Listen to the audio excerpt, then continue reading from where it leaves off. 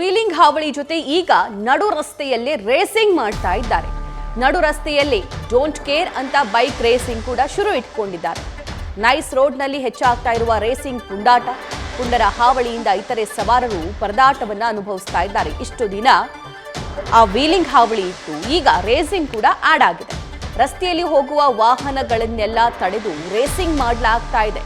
Bike race ನಡೀತಾ ಇದ್ರು ಯಾರೂ ಕ್ರಮ ಕೈಗೊಳ್ತಿಲ್ಲ, ಯಾಕೆ ಅಂತ ಅಲ್ಲಿ ಓಡಾಡೋ ಬೇರೆ ವಾಹನ ಸವಾರರು ಪ್ರಶ್ನೆ ಮಾಡ್ತಿದ್ದಾರೆ. ಜೊತೆಗೆ ಇದನ್ನ ವಿಡಿಯೋ ಮಾಡಿ ಇನ್ಸ್ಟಾ ರೀಲ್ಸ್ ಕೂಡ ಮಾಡ್ತಿದ್ದಾರೆ.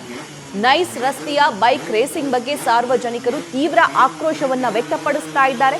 ದೃಶ್ಯದಲ್ಲಿ ನೀವು ಗಮನಿಸಬಹುದು, ಅವ್ರು ರೇಸಿಂಗ್ ಕಂಪ್ಲೀಟ್ ಮಾಡೋವರೆಗೂ ಬೇರೆ ವಾಹನ ಸವಾರರು ರಸ್ತೆ ಪಕ್ಕದಲ್ಲೇ ನಿಂತ್ಕೋಬೇಕು.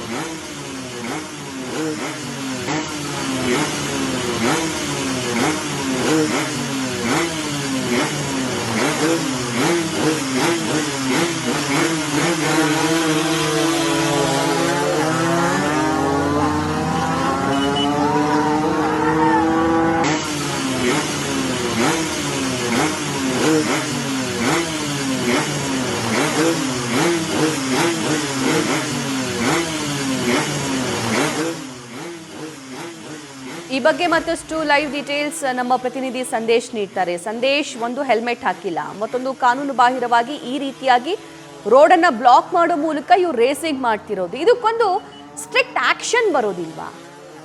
ಯಾಕೆ ಇವರು ಇಷ್ಟೊಂದು ನೆಗ್ಲಿಜೆನ್ಸಿ ತೋರಿಸ್ತಾ ಇದ್ದಾರೆ ಅಂತ ಸಂದೇಶ್?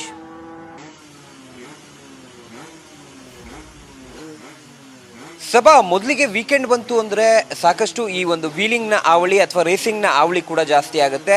ಈಗ ನೀವು ಕೇಳಿದ ಹಾಗೆ ಅಂದರೆ ಅವರ ಮೇಲೆ ಕ್ರಮವನ್ನು ತೆಗೆದುಕೊಳ್ಬೇಕು ಅಂದರೆ ಪರ್ಟಿಕ್ಯುಲರ್ ಆಗಿ ಅವರು ಯಾವ ಜಾಗದಲ್ಲಿ ಮಾಡ್ತಾರೆ ಈ ರೀತಿಯ ರೇಸಿಂಗನ್ನು ಅಥವಾ ವೀಲಿಂಗನ್ನು ಅನ್ನೋದು ಗೊತ್ತಾಗಬೇಕಾಗುತ್ತೆ. ಆದರೆ ಇವರು ಪ್ರತಿ ವೀಕೆಂಡ್ನಲ್ಲೂ ಕೂಡ ಬೇರೆ ಬೇರೆ ಜಾಗಗಳನ್ನು ಗುರುತಿಸ್ಕೊಳ್ತಾರೆ. ಅಂದರೆ ಯಾವಾಗ ಒಂದು ಹೈವೇ ಮೇಲೆ ಅಂದರೆ ಯೂಶಲಿ ನೈಸ್ ರೋಡ್ ಹಾಗೆ ಔಟರ್ ರಿಂಗ್ ರೋಡ್ ಆಗಿರ್ಬೋದು, ಜೊತೆಗೆ ಹೈವೇಗಳಲ್ಲಿ ಅತಿ ಹೆಚ್ಚಾಗಿ ವೀಲಿಂಗನ್ನು ಮಾಡ್ತಾ ಇದ್ರು. ಆದರೆ ಈಗ ನೈಸ್ ರಸ್ತೆಯಲ್ಲಿ ರೇಸಿಂಗನ್ನು ಕೂಡ ಆರಂಭ ಮಾಡಿದ್ದಾರೆ. ಅಂದರೆ ರೇಸಿಂಗನ್ನು ಮಾಡುವಂಥ ಸಂದರ್ಭದಲ್ಲೂ ಕೂಡ ಸಾಕಷ್ಟು ಜನರಿಗೆ ಅಂದರೆ ಸಾರ್ವಜನಿಕರಿಗೂ ಕೂಡ ತೊಂದರೆ ಆಗುತ್ತೆ. ಜೊತೆಗೆ ಅಮಾಯಕ ವಾಹನ ಚಾಲಕರು ಯಾರೆಲ್ಲ ಇರ್ತಾರೆ ಅಂಥವ್ರಿಗೂ ಕೂಡ ಇವರಿಂದ ಸಮಸ್ಯೆ ಆಗುತ್ತೆ. ಜಾಗವನ್ನು ಪದೇ ಪದೇ ಕೂಡ ಬದಲಿಸ್ತಾ ಇರೋದ್ರಿಂದ ಅಂದರೆ ಒಂದು ಕಡೆ ಡ್ರೈವನ್ನು ಮಾಡಿದ್ರೆ ಪೊಲೀಸರು ಮತ್ತೊಂದು ಜಾಗವನ್ನು ಅವರು ಸೆಲೆಕ್ಟ್ ಮಾಡಿಕೊಂಡು ಆ ಒಂದು ಜಾಗಕ್ಕೆ ಹೋಗ್ತಾರೆ. ಅಂದರೆ ಇವರಿಗೆ ಯಾವುದೇ ರೀತಿಯ ಪರ್ಟಿಕ್ಯುಲರ್ ಶೆಡ್ಯೂಲ್ ಅಥವಾ ಟೈಮಿಂಗ್ ಯಾವುದೂ ಇಲ್ಲ. ಅವರು ಯಾವ ಟೈಮಿಗೆ ಬೇಕಾದರೂ ಮಿಡ್ ನೈಟಲ್ಲಿ ಬಂದು ವೀಲಿಂಗನ್ನು ಮಾಡುವಂಥದ್ದು ಅಥವಾ ರೇಸಿಂಗನ್ನು ಮಾಡುವಂಥ ಕೆಲಸವನ್ನು ಮಾಡ್ತಾರೆ. ಅಂದರೆ ಸಾಕಷ್ಟು ಒಂದು ಟ್ರೂಪ್ಗಳನ್ನು ಮಾಡ್ಕೊಂಡಿರ್ತಾರೆ.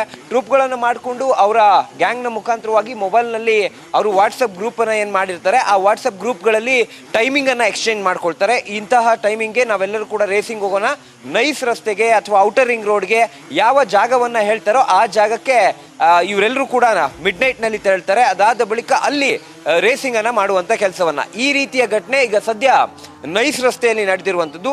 ಈಗ ಆ ಒಂದು ರೇಸಿಂಗ್ ನಡೆದಿರೋದ್ರಿಂದ ಆ ಬೇರೆ ವಾಹನ ಸವಾರರಿಗೂ ಕೂಡ ಸಾಕಷ್ಟು ಸಮಸ್ಯೆ ಆಗ್ತಾ ಇದೆ. ಯಾಕಂದರೆ ಇವರ ರೇಸಿಂಗ್ ನಡೆಯುವಂಥ ಸಂದರ್ಭದಲ್ಲಿ ಕಂಪ್ಲೀಟ್ ಆಗಿ ವಾಹನಗಳನ್ನು ಸ್ಟಾಪ್ ಮಾಡ್ತಾರೆ. ಅದರ ಜೊತೆಯಲ್ಲಿ ಎಲ್ಲೋ ಒಂದು ಕಡೆ ಬೇರೆ ಅಮಾಯಕ ವಾಹನ ಚಾಲಕರು ಯಾರೆಲ್ಲ ಇರ್ತಾರೆ ಅಂಥವ್ರಿಗೆ ಒಂದು ಕಡೆ ಆತಂಕ. ಅಂದರೆ ಸ್ವಲ್ಪ ಮಿಸ್ ಆದರೂ ಕೂಡ ನಮಗೆ ಡಿಕ್ಕಿಯನ್ನು ಹೊಡಿತಾರೆ, ಆ ಸಂದರ್ಭದಲ್ಲಿ ಹೆಚ್ಚು ಕಡಿಮೆ ಆಗ್ಬೋದು ಅನ್ನೋ ಕಾರಣಕ್ಕೆ ಅವ್ರಿಗೂ ಕೂಡ ಸಾಕಷ್ಟು ಆತಂಕ ಇರುತ್ತೆ. ಜೊತೆಗೆ ಅಲ್ಲಿರುವಂಥ ಸಾರ್ವಜನಿಕರೇನಿದ್ದಾರೆ ಅಂದರೆ ಆ ನೈಸ್ ರಸ್ತೆ ಅಕ್ಕಪಕ್ಕ ಸಾರ್ವಜನಿಕರೇನಿದ್ದಾರೆ ಅವರು ಕೂಡ ಸಾಕಷ್ಟು ಆಕ್ರೋಶವನ್ನು ವ್ಯಕ್ತಪಡಿಸ್ತಾ ಇದ್ದಾರೆ. ಜೊತೆಗೆ ಆ ರಸ್ತೆಯಲ್ಲಿ ತೆರಳುವಂಥ ವಾಹನ ಸವಾರರು ಕೂಡ ಈ ಸಂದರ್ಭದಲ್ಲಿ ಸಾಕಷ್ಟು ಆಕ್ರೋಶವನ್ನು ವ್ಯಕ್ತಪಡಿಸ್ತಾ ಇದ್ದಾರೆ. ಇದರ ಜೊತೆಯಲ್ಲಿ ಇವರು ರೇಸಿಂಗ್ ಅಥವಾ ವೀಲಿಂಗನ್ನು ಮಾಡಿದ ಬಳಿಕ ಯಾರು ಕೂಡ ಎಲ್ಲರೂ ಕೂಡ ಕಂಪ್ಲೀಟ್ ಆಗಿ ಆ ಒಂದು ರೇಸಿಂಗ್ನ ಅಥವಾ ವೀಲಿಂಗ್ನ ವಿಡಿಯೋವನ್ನು ಇನ್ಸ್ಟಾಗ್ರಾಮ್ನಲ್ಲಿ ಪೋಸ್ಟ್ ಮಾಡ್ತಾರೆ. ಪೋಸ್ಟ್ ಮಾಡಿ ಅಲ್ಲಿ ಒಂದು ರೀತಿಯ ಒಂದು ಏನು ಬಿಲ್ಡಪ್ ಅನ್ನು ತೆಗೆದುಕೊಳ್ಳುವಂಥ ಕೆಲಸವನ್ನು ಆ ಹುಡುಗರು ಕೂಡ ಮಾಡ್ತಾ ಇರುವಂಥದ್ದು. ಇದೇ ರೀತಿಯಲ್ಲಿ ಘಟನೆಗಳು ಅಂದರೆ ಈ ವೀಲಿಂಗ್ ಮಾಡುವಂಥವ್ರು ಕೂಡ ಸಾಕಷ್ಟು ಏನು ವೀಲಿಂಗನ್ನು ಮಾಡ್ತಾರೆ, ಡ್ರ್ಯಾಗನ್ನು ಹೊಡೆಯುವಂಥದ್ದಾಗಿರ್ಬೋದು, ಈ ರೀತಿ ಮಾಡಿ ಅದಾದ ಬಳಿಕ ಅದನ್ನು ಇನ್ಸ್ಟಾಗ್ರಾಮ್ಗೆ ಪೋಸ್ಟ್ ಮಾಡುವಂಥ ಕೆಲಸವನ್ನು ಕೂಡ ಮಾಡ್ತಾ ಇದ್ದಾರೆ. ಎಲ್ಲ ಒಂದು ಕಡೆ ಇಂತಹ ಯುವಕರಿಂದ ಅಥವಾ ಈ ರೀತಿಯ ಒಂದು ಆಕ್ಟಿವಿಟೀಸಿಂದ ಸಾರ್ವಜನಿಕರಿಗೆ ಜೊತೆಗೆ ಅಮಾಯಕ ವಾಹನ ಚಾಲಕರು ಯಾರೆಲ್ಲ ಇರ್ತಾರೆ ಅಂಥವರಿಗೆ ಸಾಕಷ್ಟು ಸಮಸ್ಯೆ ಜೊತೆಗೆ ಆತಂಕ ಆಗ್ತಾ ಇದೆ ಅಂದರೆ ತಪ್ಪಾಗ್ಲಿಕ್ಕಿಲ್ಲ. ಸಭಾ, ರೈಟ್ ಸಂದೇಶ್, ಧನ್ಯವಾದ ಡೀಟೇಲ್ಸ್ಗಾಗಿ.